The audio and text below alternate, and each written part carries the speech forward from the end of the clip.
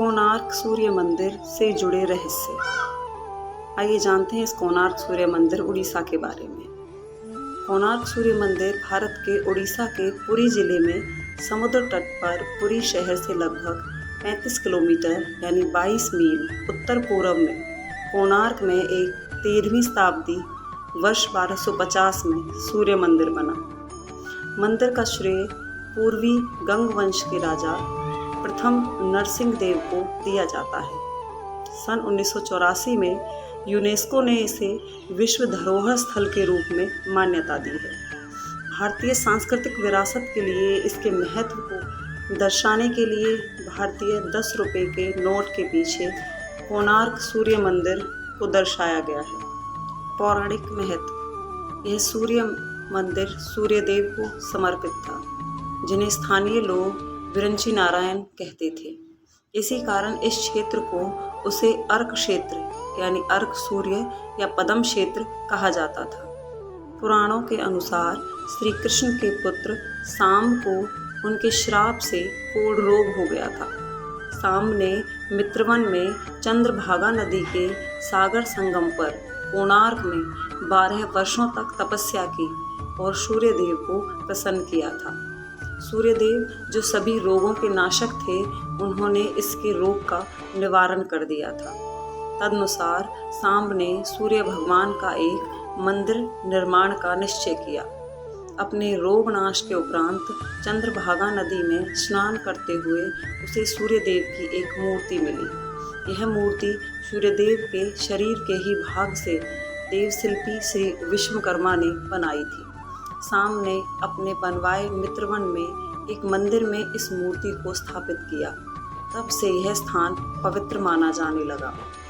कोणार्क मंदिर एक अन्य कथा के अनुसार गंग वंश के राजा नरसिंह देव प्रथम ने अपने वंश को वर्चस्व सिद्ध करने हेतु राजसी घोषणा से मंदिर निर्माण का आदेश दिया।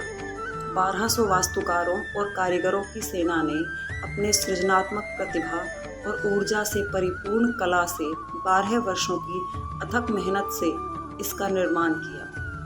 राजा ने पहले ही अपने राज्य के 12 वर्षों की कर प्राप्ति के बराबर धन व्यय कर दिया था, लेकिन निर्माण की पूर्णता कहीं दिखाई नहीं दे रही थी। तब राजा ने एक निश्चित तिथि तक कार्य पूर्ण करने का कड़ा आदेश दिया। बिसु महाराणा के पर्यवेक्षण में इस वास्तुकारों की टीम ने पहले ही अपना पूरा कौशल लगा रखा था। तब बिसु महाराणा का 12 वर्षीय पुत्र धर्मपाद आगे आया। उसने तब तक के निर्माण का गहन निरीक्षण किया। हालांकि उसे मंदिर निर्माण का व्यवहारिक ज्ञान प्राप्त नहीं था, किंतु अपने मंदिर स्थापत्य के शास्त्रों का पूर्ण अध्ययन उसने किया हुआ था। उसने मंदिर के अंतिम केंद्रीय शिला को लगाने की समस्या सुझाव का प्रस्ताव दिया। उसने यह करके सबको आश्चर्य में डाल दिया, लेकिन इसके तुरंत बाद ही इस विलक्षण प्रतिभावान का शव सागर तट पर मिला। कहते हैं कि धर्मपाद ने अपनी जाति के हितार्थ अपनी जान तक दे दी। कोणार्क में पाषाण कला। यह कई इतिहासकारों का मत है कि कोणार्क मंदिर के निर्माणकर्ता राजा लांगुल नरदेव सिंह की अकाल मृत्यु के कारण मंदिर का निर्माण कार्य खटाई में पड़ गया।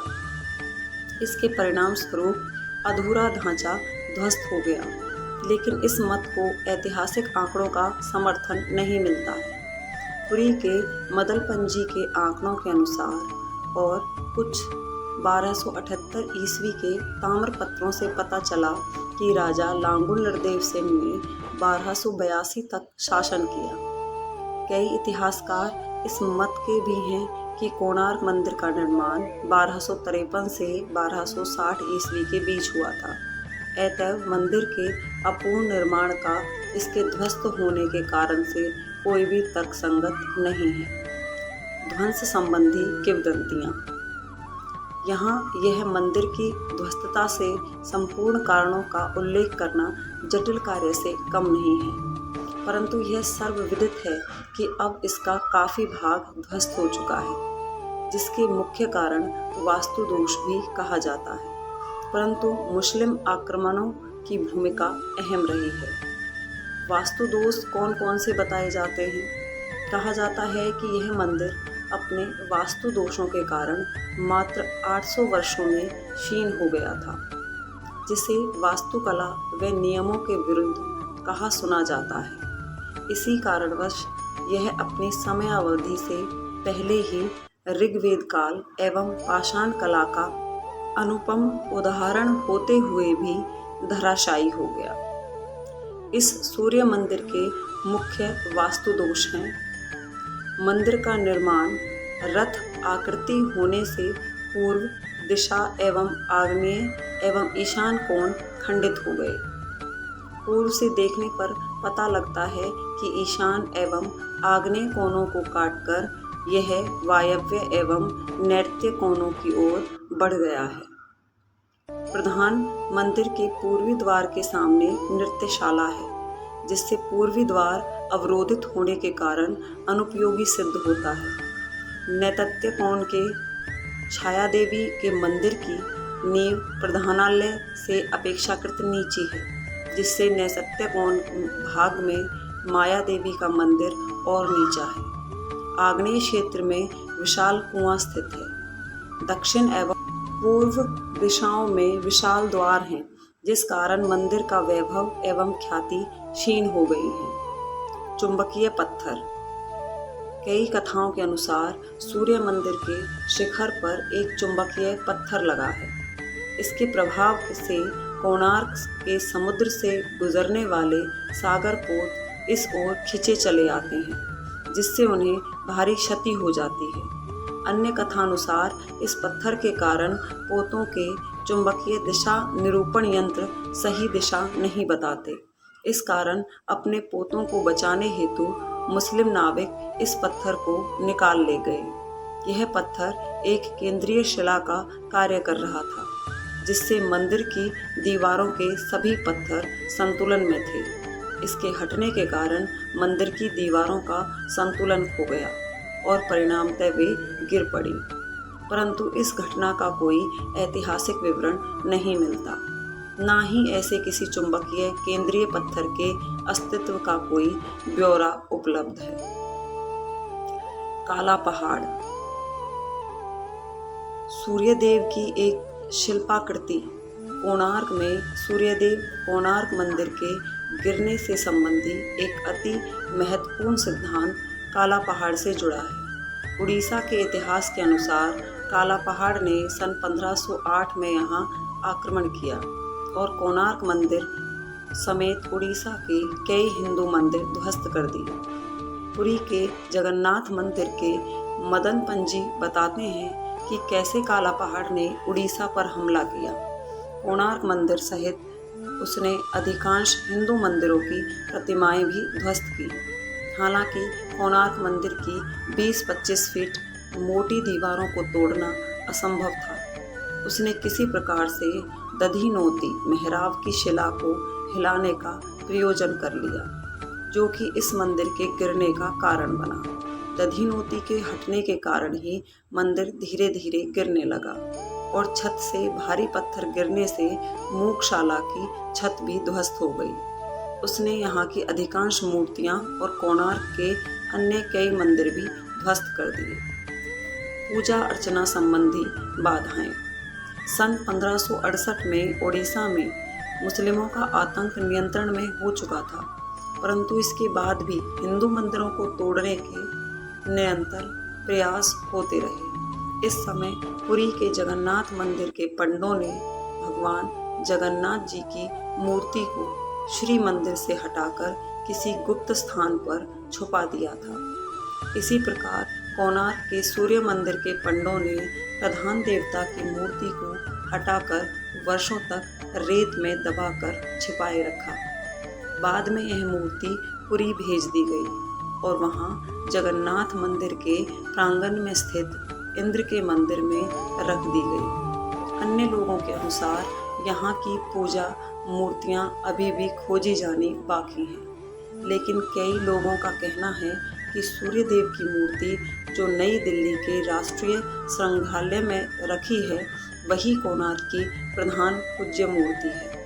फिर भी कोणार्क में सूर्य वंदना मंदिर से मूर्ति के हटने के बाद से बंद हो गई। इस कारण कोणार्क में तीर्थयात्रियों का आना जाना बंद हो गया। कोणार्क का पतन भी डाकुओं के हमले के कारण बंद हो गया। कोणार्क सूर्य वंदना के समान ही वाणिज्यिक गतिविधियों हेतु भी एक कीर्तिमान नगर था, परंतु इन गतिविधियों के बंद हो जाने के कारण यह एकदम निर्वासित हो चला और वर्षों तक एक गहन जंगल में ढक गया। सन 1626 में खुर्दा के राजा नरदेव सिंह देव सुपुत्र श्री पुरुषोत्तम देव सूर्यदेव की मूर्ति को 2 अन्य सूर्य और चंद्र की मूर्तियों सहित पुरी ले गए। अब वे पुरी के मंदिर के प्रांगण में मिलती हैं। पुरी के मदलपंजी के इतिहास से ज्ञात होता है कि सन 1028 में राजा नरदेव सिंह ने कोणार्क के सभी मंदिरों के नाप जोख का आदेश दिया था। मापन के समय सूर्य मंदिर अपनी अम्लक शिला तक अस्तित्व में था, यानी लगभग 200 फीट ऊंचा। काला पहाड़ ने केवल इसका कलश बल्कि पद्म ध्वजा, कमल किरीट और ऊपरी भाग भी ध्वस्त कर दिए थे। पहले बताए अनुसार मुखशाला के सामने एक बड़ा प्रस्तर खंड नवग्रह पाठ होता था। खुर्दा के तत्कालीन राजा ने वह खंड हटवा दिया, साथ ही कोणार्क से कई शिल्पकृत पाषाण भी ले गया और पुरी के मंदिर के निर्माण में उनका प्रयोग किया गया था। मराठा काल में पुरी के मंदिर की 4 दीवारी के निर्माण में कोणार्क के मंदिर प्रयोग किए गए थे। यह भी बताया जाता है कि नट मंदिर के सभी भाग सबसे लंबे काल तक अपनी मूल अवस्था में रहे हैं और इन्हें मराठा काल में जानबूझकर अनुपयोगी भाग समझकर तोड़ा गया। सन 1779 में एक मराठा साधु ने कोणार्क के अरुण स्तंभ को हटाकर पुरी के सिंह द्वार के सामने स्थापित करवा दिया। 18वीं शताब्दी के अंत तक कोणार्क ने अपना सारा वैभव खो दिया और एक जंगल में बदल गया।